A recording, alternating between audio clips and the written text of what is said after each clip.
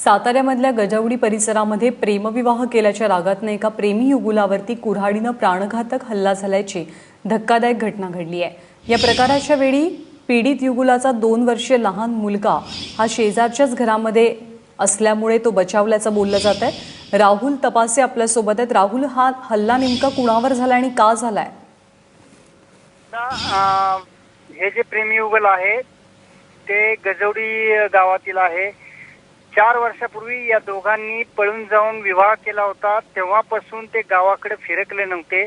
मात्र गावातली यात्रा असल्यामुळे आणि त्यांना झालेलं जो मूल आहे 2 वर्षाचं, त्याला देवदर्शन करण्यासाठी हे प्रेमी युगल गावात परतलं आणि हे घरात आल्याचं त्या मुलीच्या आईवडिलांना आणि त्याच्या नातेवाईकांना समजल्यानंतर त्या सर्वांनी या प्रेमी युगलांवर आणि त्यांच्या कुटुंबियावरती कुऱ्हाडीने हल्ला केला।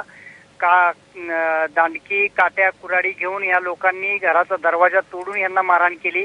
मात्र सदैवाने या घटनेतून जे प्रेमी युगल आहे ते शेजारच्या ऊसाच्या शेतातून पळून गेले म्हणून वाचले।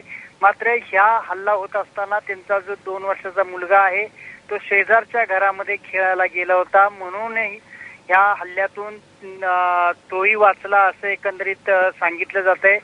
एकंदरीतच हा जो संपूर्ण प्रकार आहे तो सैराट या चित्रपटातील कथेप्रमाणेच घडल्यामुळे आणि इथला हा जो गंभीर घटना जी हल्ला जो होता त्याच्यामुळे गावात तणावाचं वातावरण निर्माण झालं आहे। राहुल, ज्यांनी हा हल्ला करण्याचा प्रयत्न केलाय त्यांना अटक झाली आहे का? पोलिसांनी काही कारवाई केली आहे का?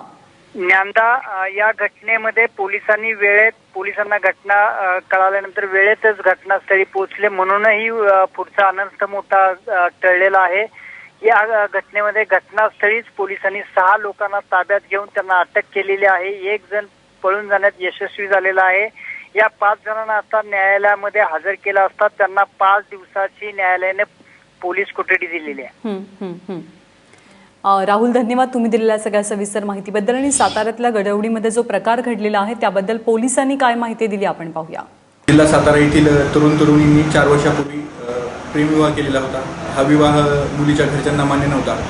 4 वर्षानंतर प्रथमच यात्रेनिमित्त संबंधित जोडपं गावी आलेलं असताना मुलीच्या घरच्यांनी मुलगी व तिच्या सासरच्या मंडळीवर घरात घुसून प्राणघातक हल्ला केलेला आहे। या संबंधाने सातारा तालुका पोलीस स्टेशनला गुन्हा दाखल केलेला आहे आणि या गुन्ह्यात 5 आरोपींना पोलिसांनी अटक केलेली आहे आणि संबंधित गुन्ह्याचा तपास सुरू आहे।